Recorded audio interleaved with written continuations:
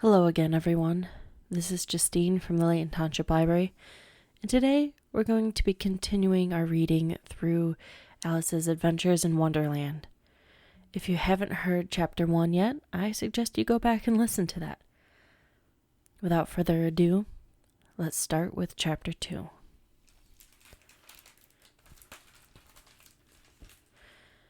Chapter 2, The Pool of Tears. "Curiouser and curiouser," cried Alice. She was so surprised for the moment she quite forgot how to speak good English.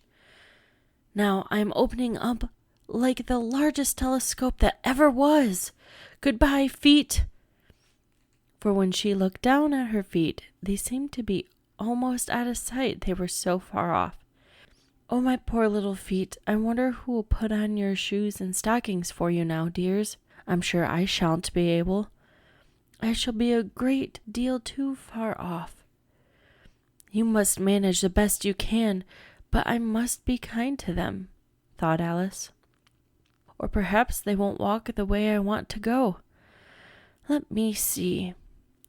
I'll give them a new pair of boots every Christmas." And she went on planning how she would manage it. "They must go by carrier," she thought. "How funny it'll seem, sending presents to one's own feet. And how odd the directions will look. Alice's right foot, Esquire, hearthrug, near the fender, with Alice's love. Oh dear, what nonsense I'm talking." Just then her head struck the roof of the hall.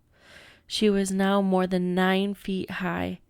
She at once took the little golden key and hurried off to the garden door. Poor Alice!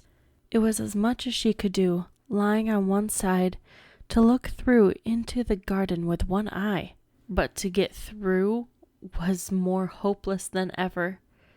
She sat down and began crying again. "You ought to be ashamed of yourself," said Alice. "A great girl like you to go on crying this way. Stop this moment, I tell you." But she went on all the same, shedding gallons of tears, until there was a large pool all around her, reaching half down the hall. After a time she heard a pattering of feet in the distance, and she hastily dried her eyes. It was the White Rabbit returning, splendidly dressed, with a pair of white kid gloves in one hand and a large fan in the other. He trotted along in a great hurry, muttering to himself, "Oh, the Duchess! The Duchess! Oh, won't she be savage if I've kept her waiting?" Alice felt so desperate that she was ready to ask for help of anyone. So, when the rabbit came near, she began in a timid voice, "If you please, sir." The rabbit started violently, dropped the white kid gloves and the fan, and scurried away into the darkness. Alice took the fan and the gloves, and, as the hall was very hot, she fanned herself all the time she spoke. "Dear, dear, how queer everything is today. And yesterday, things went on just as usual. I wonder if I've been changed in the night. Let me think. Was I the same when I got up this morning? I almost think I can remember feeling a little different. But if I'm not the same, who in the world am I? That's the great puzzle." She began thinking over all the children she knew that were the same age as herself, to see if she could have been changed for any of them. "I'm sure I'm not Ada," she said, "for her hair goes in such long ringlets, and mine doesn't go in ringlets at all. And I'm sure I can't be Mabel, for I know all sorts of things, and she knows such a very little. Besides, she's she, and I'm I. And oh dear, how puzzling it all is. I'll try if I know all the things I used to know. Let me see. 4 times 5 is 12, and 4 times 6 is 13, and 4 times 7 is... Oh dear, I shall never get to 20 at that rate. Let's try geography. London is the capital of Paris, and Paris is the capital of Rome, and Rome... No, that's all wrong, I'm certain. I must have been changed for Mabel.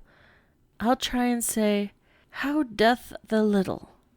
She crossed her hands on her lap, as if she were saying lessons, and began to repeat it, but her voice sounded hoarse and strange, and the words did not come the same as they used to do.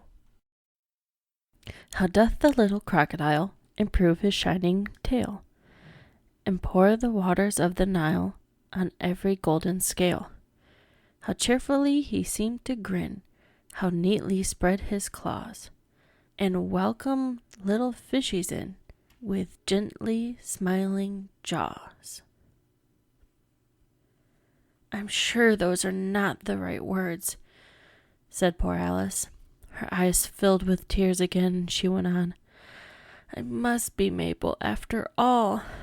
I shall have to go and live in that poky little house and have next to no toys to play with, and oh, ever so many lessons to learn.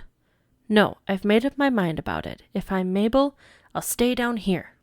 It'll be no use putting their heads down and saying, come up again, dear. I shall only look up and say, who am I then? Tell me that first.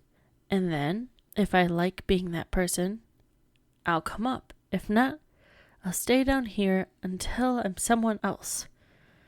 But oh dear, cried Alice, I do wish they would put their heads down. I am so very tired of being all alone here. As she said this, she looked at her hands and was surprised to see that she had put on one of the rabbit's little kid gloves while she was talking. How can I have done that? She thought. I must be growing small again. She got up, went to the table to measure herself by it, and found that as nearly as she could guess, she was now about 2 feet high, and was going on shrinking rapidly. She soon found out that the cause of this was the fan she was holding, and dropped it hastily, just in time to avoid shrinking away altogether. That was a narrow escape, said Alice, a good deal frightened, but very glad to find herself still in existence. And now for the garden. She ran with all speed back to the little door. But alas, the door was shut again, and the golden little key was lying on the glass table as before. And things are worse than ever, thought the poor child, for I never was so small as this before. Never! And I declare it's too bad that it is. As she said these words, her foot slipped, and another moment, splash! She was up to her chin in salt water. Her first idea was she had fallen into the sea. In that case, I can go back by railway, Alice said to herself. Alice had been to the seaside once in her life, and had come to the general conclusion that wherever you go on the English coast, you'll find a number of bathing machines in the sea. Some children digging in the sand with wooden spades, then a row of lodging houses, and behind them a railway station. However, she soon made out that she was in a pool of tears, which she had wept when she was 9 feet high. I wish I hadn't cried so much, said Alice, as she swam about, trying to find her way out. I shall be punished for it now, I suppose, for being drowned in my own tears. That will be a queer thing for sure. However, everything is queer today. Just then, she heard something splashing in the pool a little way off. She swam near to make out what it was. She thought it must be a walrus or a hippopotamus, but then she remembered how small she was. It was only a mouse that had slipped in like herself. Wouldn't it be of any use now, thought Alice, to speak to this mouse? Everything is so out of the way down here. that I should think very likely it can talk. At any rate, there's no harm in trying. Oh, Mouse, do you know the way out of this pool? I am tired of swimming about, oh Mouse. Alice thought this must be the right way to speak to a mouse. She had never done such a thing before, but she remembered having seen her brother's Latin grammar. A mouse, of a mouse, to a mouse, oh mouse. The mouse looked at her inquisitively. It seemed to wink with one of its eyes, but it said nothing. Perhaps it doesn't speak English, thought Alice. I dare say it's a French mouse, come over here with William the Conqueror. With all the knowledge of history, Alice had no clear notion how long ago anything had happened. She began again.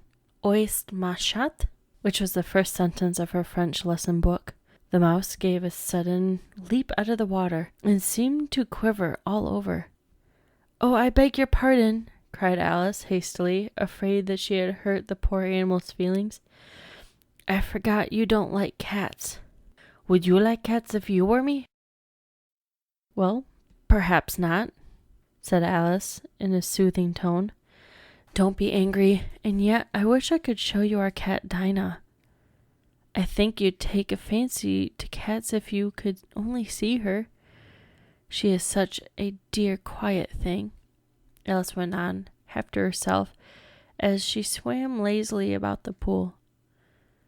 And she sits purring so nicely by the fire, licking her paws and washing her face, and she is such a nice soft thing to nurse, and she's such a capital one for catching mice. Oh, I beg your pardon, Alice cried again, for this time the mouse was bristling all over, and she felt certain it must be really offended. We won't talk about her any more if you'd rather not. We indeed, cried the mouse, who was trembling down to the end of his tail. And if I would talk on such a subject, our family always hated cats. Nasty, low, vulgar things.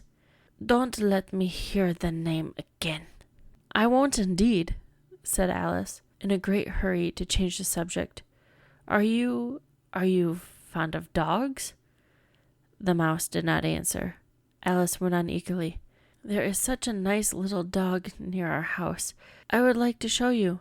A little bright-eyed terrier with such long curly brown hair. And it will fetch things when you throw them. And it'll sit up and beg for his dinner and all sorts of things. I can't remember half of them. And it belongs to a farmer, you know. He says he's so useful. It's worth £100. He says he kills all the rats and... Oh, dear, cried Alice. I'm afraid I've offended it again, for the mouse was swimming away from her as hard as it could go, and making quite a commotion in the pool as it went. She cried softly after it, Mouse, dear, do come back. We won't talk about cats or dogs either, if you don't like them. When the mouse heard this, it turned around and swam slowly back to her. Its face was quite pale, with passion, Alice thought. It said in a low, trembling voice, Let us get to the shore, and I will tell you my history, and you'll understand why it is I hate cats and dogs. It was high time to go. The pool was getting quite crowded, for the birds and animals had fallen into it. There were a duck and a dodo, a lory and an eaglet, and several other curious creatures. Alice led the way, and the whole party swam to the shore. I hope you enjoyed today's reading of Chapter 2, Alice's Adventures in Wonderland. Thank you for listening. And until next time, keep reading.